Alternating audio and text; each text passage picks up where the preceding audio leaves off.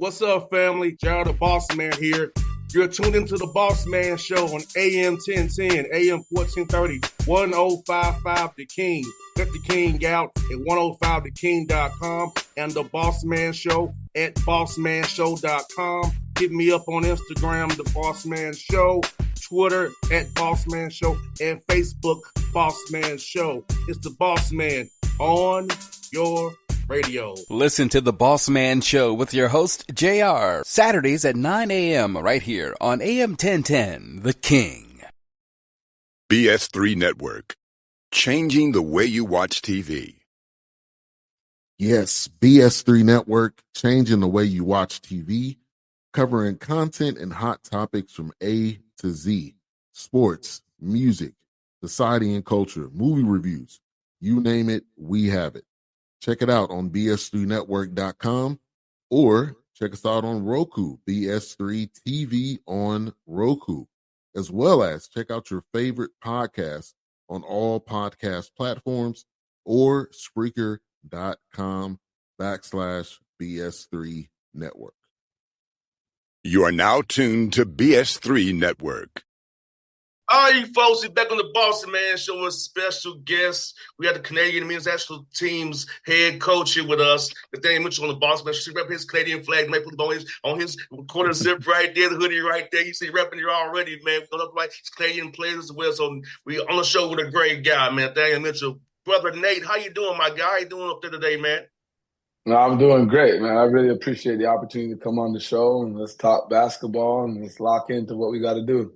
No doubt, man. Let me ask you first, brother, like for you, your basketball journey. When did you decide you want to get into coaching? Man, I know a lot of guys want to play for a long time, be players, but for you it was coaching. So what kind of triggered your mind to want to get into this coaching thing and give back to the game that way? Just like as a player, every time I played for a coach anywhere, they always hinted at me, at some point you're going to be pretty good coach. Like you understand what's going on. You're able to lead, talk to the players, relate to my teammates that were cool. I had a coach really at Georgia Perimeter College when I was in Atlanta, David Dennis.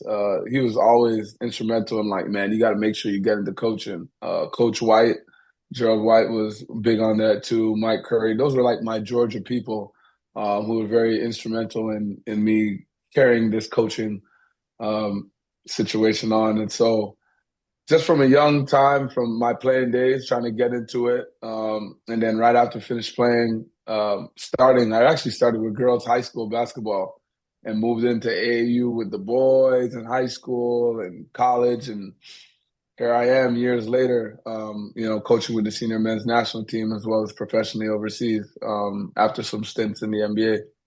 No doubt. And for you, as a young kid, my dad's a coach, so I was always around basketball. My dad was a coach. So for you, Right. what brought you to basketball as a kid? For me, it was been around my dad, been in the gym with my father. So for you, what kind of brought you to the game as a kid, man? I would say my brothers, growing up in a community, it's close-knit. Everybody's playing. You could say it's an at-risk neighborhood. So everybody's hooping, doing their thing, you know what I mean? And at the end of the day, my brothers were the one that were playing that I wanted to play. And that kind of like made me fall in love with it. And, every kid plays video games. Every kid watches it on TV, tries to figure it out. Being a kid from Toronto, Canada, I think that there's a lot of influence with the Raptors popping off in the 90s and Vince Carter and Damon Stoudemire. That definitely helped kind of just, push the narrative of what we wanted to do basketball-wise. For me, man, I was a Raptors fan because of one reason. Carlos Rogers. Okay, yeah. Because I went to TSU's basketball camp as a kid. And I met him, had autographs. So I, as a kid, had the dinosaur hat, the little snapback, Toronto Raptors hat. I got the sports season, so I should rock because of my man from basketball camp, Carlos Rogers, inspiring me as a young buck in the streets, man. Taking time to talk to a little punk from Atlanta. So I was like, man, I'm a Raptors fan. I like this dude. We got drafted, so I cheered for him as a kid.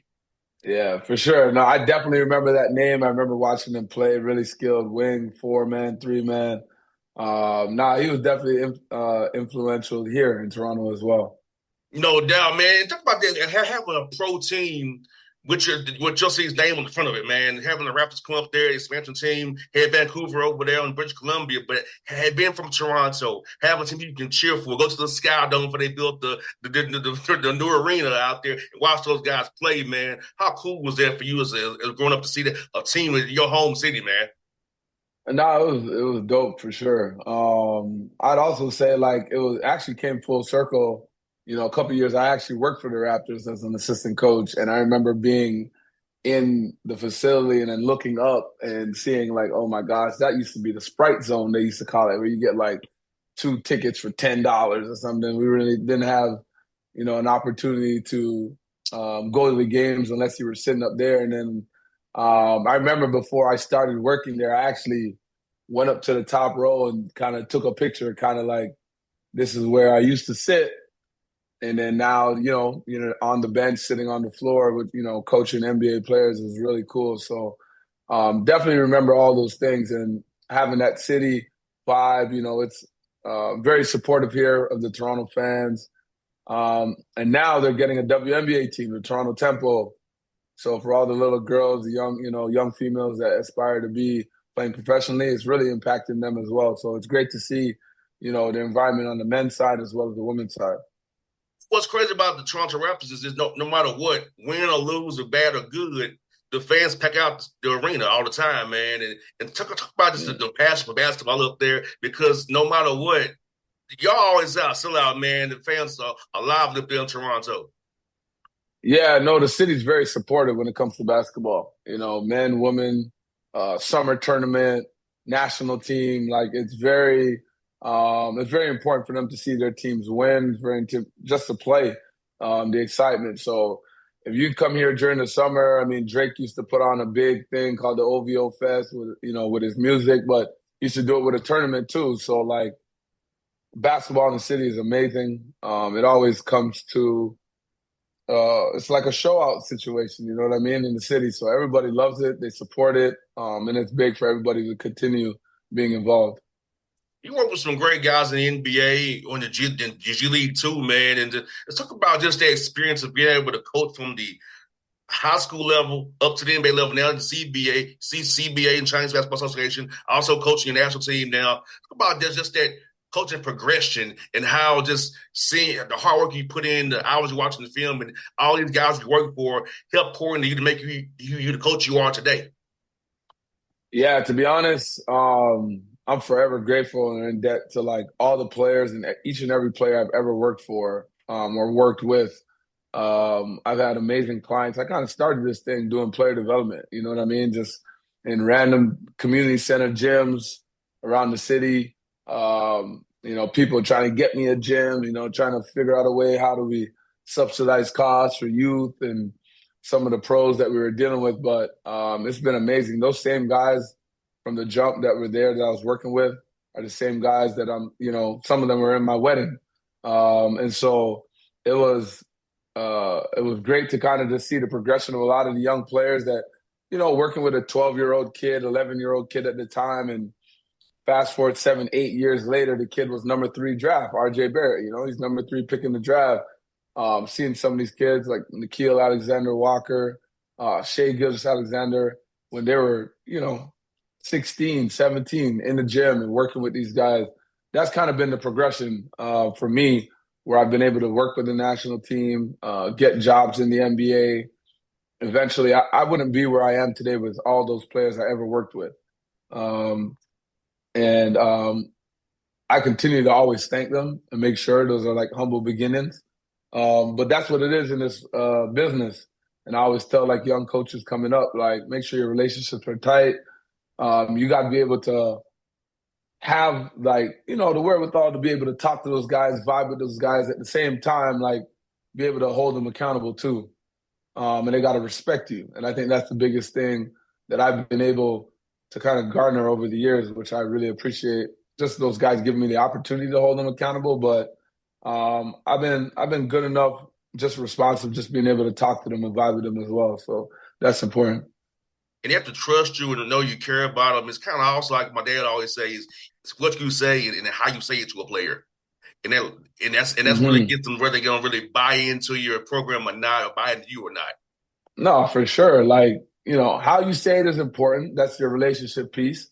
Um, I mean, holding somebody accountable can be really aggressive, like we know how some coaches can be, right? Or it can be in a soft, calming voice. Like you got to kind of pick and choose what you want to do and say there. At the same time, like it's very key what you said, what you say. What you say comes from your knowledge, from your experience. And if you're ever growing in this business or trying to be, the best coach that you could possibly be, like you're going to continue to grow your knowledge. Like you can't be teaching the same thing that you were teaching 10 years ago. There's some basics that are never going to change. There's the fundamentals of the game. But they're teaching math differently than they taught 20 years ago too. So if teachers are involving, why aren't we coaches? And I think that's very important to, take into account on how we continue to grow. You're right about that, Nate, because man, I spent a lot of time watching 5-out offense and 5-out defense. So how to counter it. So I'm still learning too.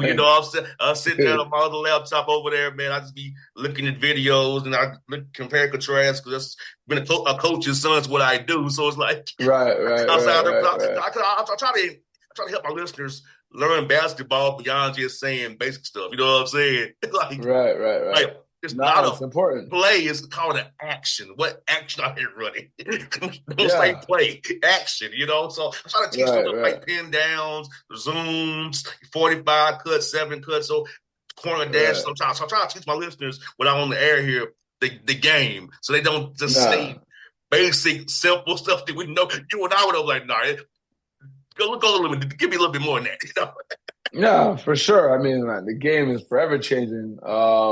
You know what's crazy? Because, like I said, there's like fundamentals of it. Like, there's certain sets that you've ran like forever, like a horn set.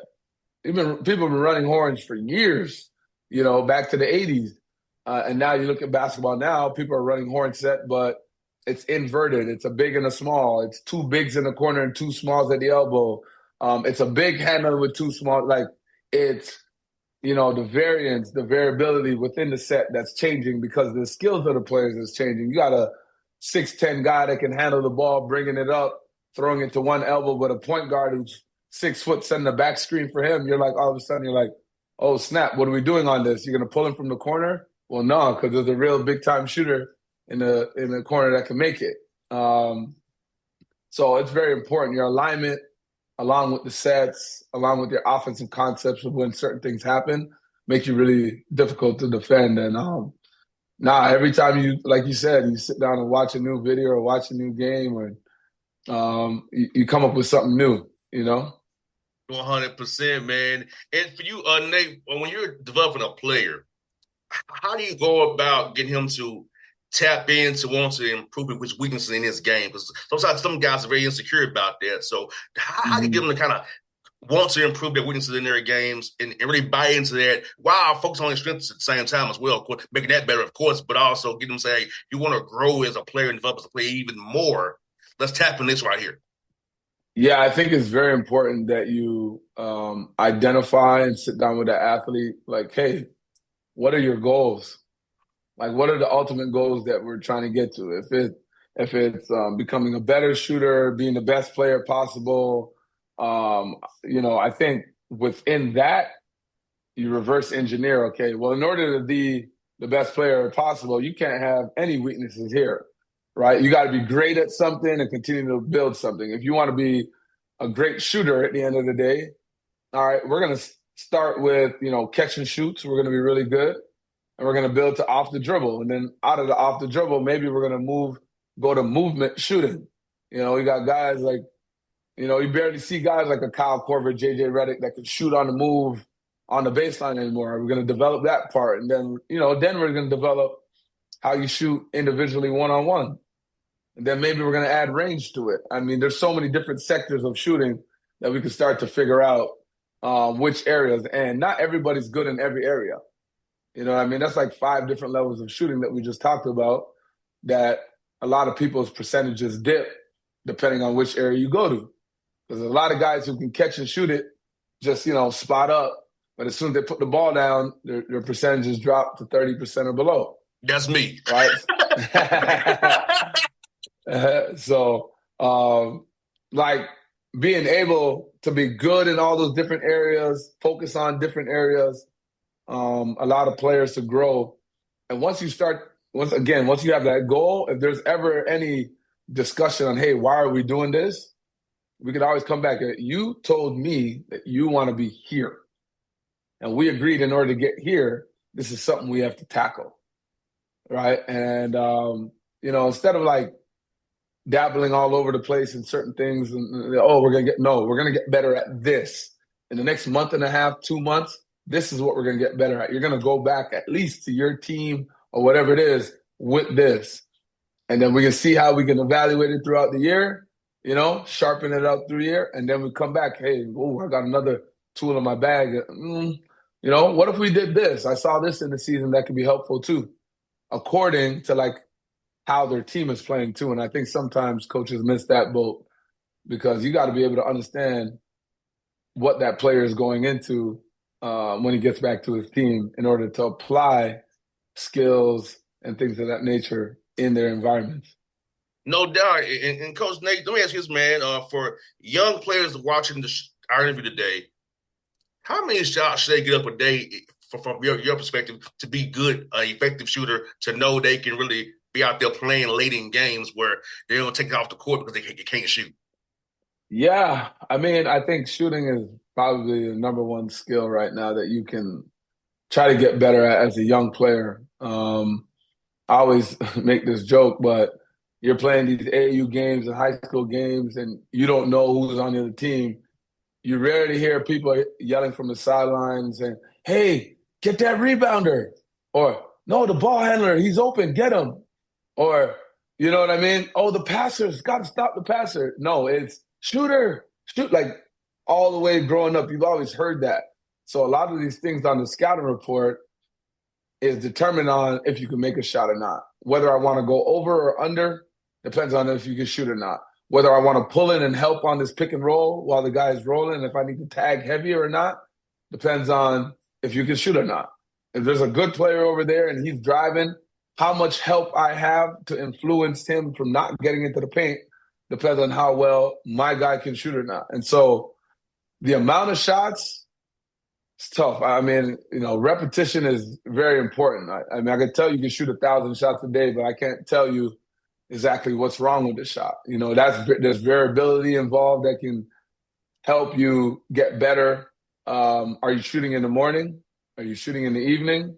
Like, are you actually spending time on it, invested time, intentional time on areas that you feel like you need work? Because I think there are areas that where, okay, I've been shooting 1,000 shots for 10 years every day, and all of a sudden I've capped. I'm still at 35%. Okay, what can I do to get to 37, 38?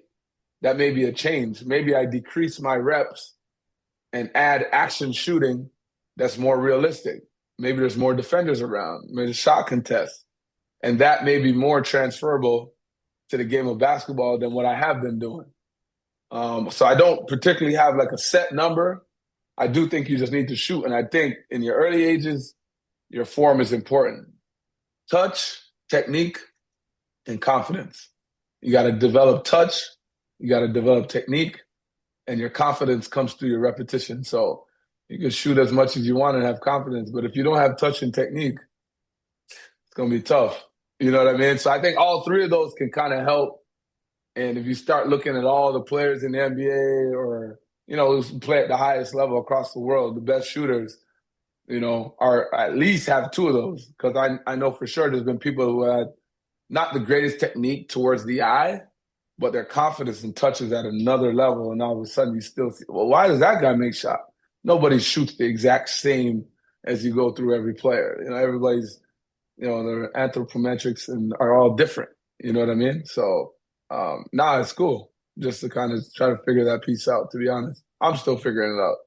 I hear that, Coach Nate. And, man, for you, man, a coach of the national team for you. So when you're looking for guys to pick for the roster, what are you kind of looking Hmm. for? Because you kind of has a deep pool to pick from. So what you kind of look for in a player that kind of makes, I mean, these are the best 12 guys for this national run we're going to go on. So how you kind of go about picking that in your mind? And how you have those? What else you have, man? This was some tough talks with guys who don't make the won't make the roster, man. Yeah, I mean, honestly, it's a blessing to have these tough conversations. You know what I mean? I mean, USA probably has that every year. You know, like I know last summer they were talking about Kyrie before he got hurt, wasn't selected, and he was talking about, I wish we went back to the days where we can compete for spots.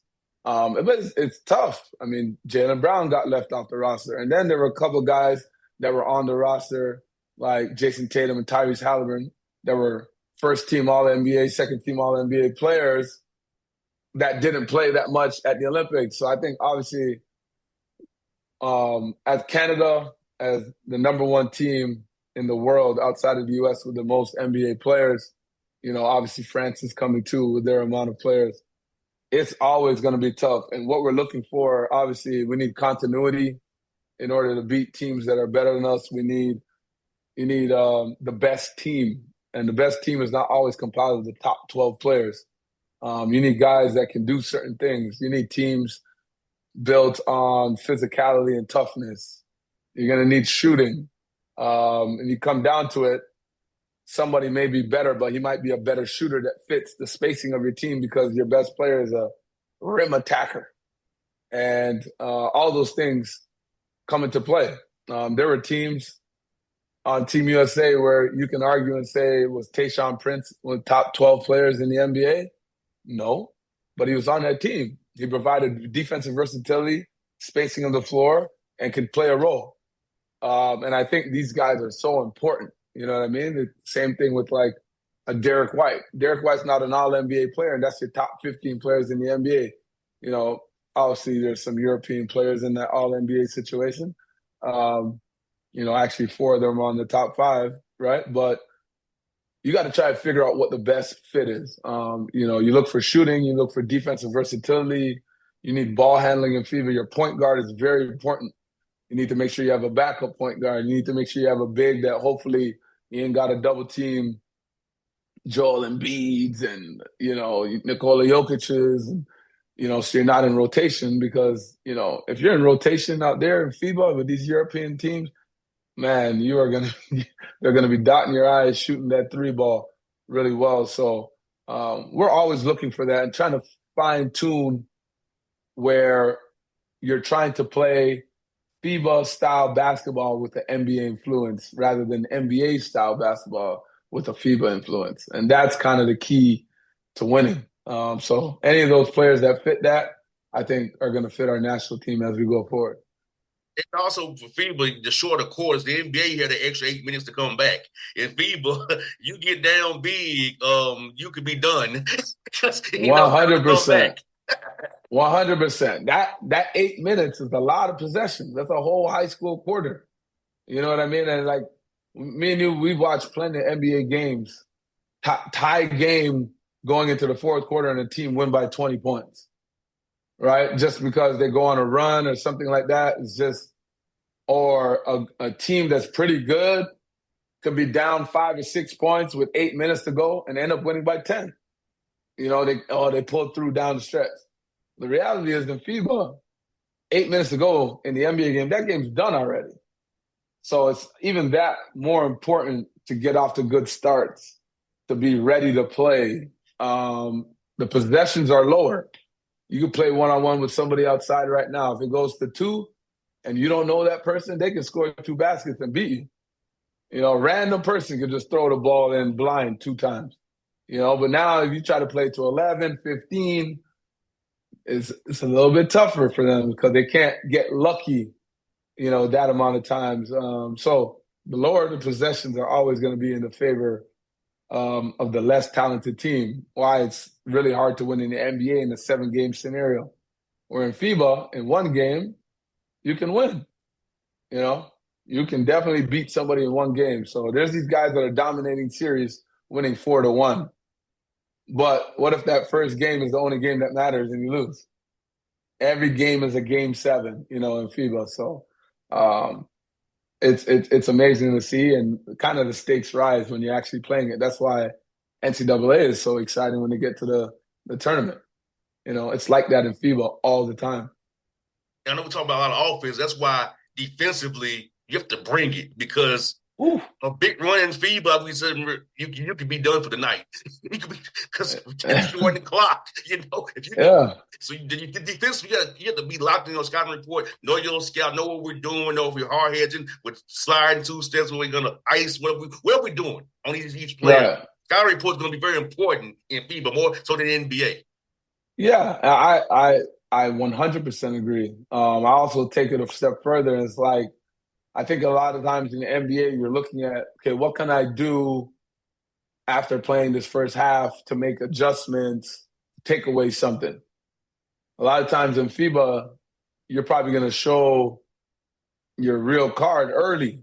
We're taking away this, and we're going to make you play a different way than what you're capable of playing normally. Like, you know what I mean? In the NBA, over time, you're kind of playing your regular principle defense, game coming after game, and you're trying to figure out, okay, hey, now we're going to make this adjustment. Oh, coach made an adjustment 5 minutes ago. They went small. They did this. Boom, boom, boom, boom. They started doubling the post, and all of a sudden, it put that team in a panic situation, right? That may be the defensive game plan from the jump, to really take and disrupt the offensive flow of the other team, so that they're not capable of playing the way they normally play. So that's a great point that you're making there with, scouting reports and being prepared to play. No doubt, man. And I can ask you also, Coach, I got 2 more for you, man. The Chinese Basketball Association, I think people don't realize how good of the ball is over there, man, and how talented these guys really are. Because over in the States, we don't see it because of the time difference, the way it is. But talk about just being over there coaching as a head coach, man, the talented guys you saw every night out there in the CBA. Yeah, man. I mean, it's tough. Even the CBA for a long time, guys were going to play there as imports.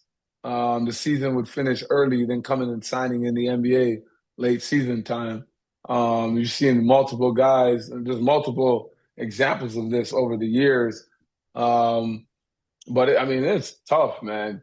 I played a team last year. They had 3 guys that played in the NBA before,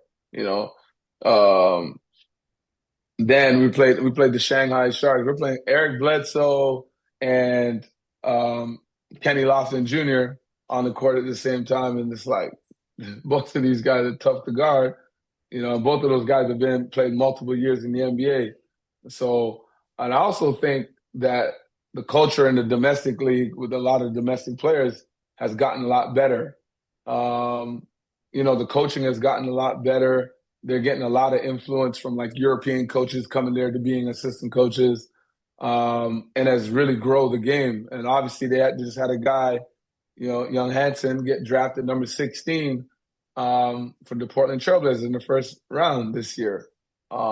We just had a young kid on our team who I believe 21 years old, who I think has a chance of getting drafted soon. There's a kid from Beijing that just got on a 2-way with the Brooklyn Nets. So the domestic league is definitely growing, man. The Chinese team, they just finished second. They won a silver medal in the Asia Cup. They lost to Australia in the finals. And so you're losing to Australia, who's the top 5 ranked team in the world right now. They're definitely getting better. So I expect big things from them. The league is definitely tough. Spoil for you, Coach Nail, this brother. A lot of young coaches who watch my show, man. So if you can, give some nuggets for some young coaches out here who trying to grind it out every day at the D2 level, D3 level. Hey, you give them some advice, man, to kind of keep them motivated to keep doing what they do, man.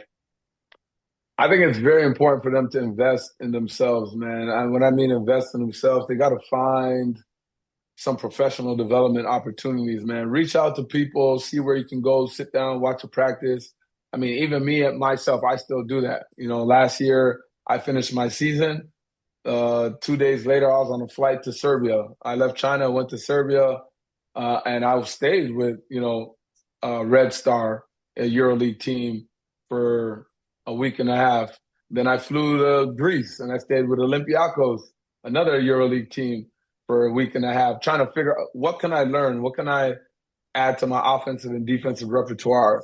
to get better as a coach. You know what I mean? And I think that 2.5 weeks in Europe, 3 weeks, like really changed some of my perspectives on how I wanted to approach practices and things. And I kind of took that right into my AmeriCup team. And then whatever level you're at, I think it's very important to like try to find a way to just go coach a team, get into like a camp where you have to coach players and try to figure out how am I going to implement stuff when I really get a chance to do something at the level that you really want, can kind of gain some confidence.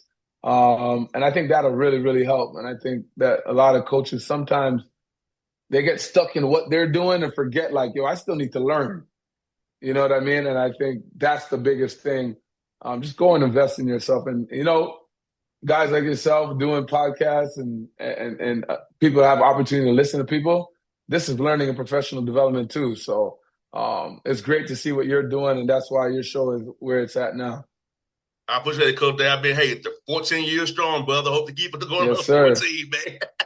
Yes, sir, man. I'm honored to be on here with some of the great people you've had on here before too. I appreciate it, brother. I'm going to try and keep this thing going as long as I can. And no, Coach, before you go, man, it's owned by me. I'm the one-man band. It's nobody Yes, sir. doing this, brother. Yes, sir, man. All the better to you, man. That's big. As I keep going up, I'm going to come back too. I appreciate it. I love to have you back, brother. It was great to talk about with you, man. It's been fun today, brother. It really has. Yes, sir. I appreciate it for sure. All right. BS3 Network. Changing the way you watch TV. Yes, BS3 Network, changing the way you watch TV, covering content and hot topics from A to Z. Sports, music, society and culture, movie reviews. You name it, we have it. Check it out on bs3network.com or check us out on Roku, BS3 TV on Roku, as well as check out your favorite podcast on all podcast platforms or Spreaker.com/BS3 Network. You are now tuned to BS3 Network. What's up, family? Gerald the Bossman here.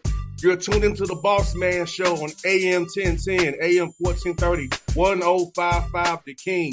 Let the King out at 105theking.com and the Bossman Show at bossmanshow.com. Hit me up on Instagram, The Bossman Show, Twitter at Bossman Show, and Facebook, Bossman Show. It's the Bossman on your radio. Listen to The Bossman Show with your host, JR, Saturdays at 9 a.m. right here on AM 1010, The King.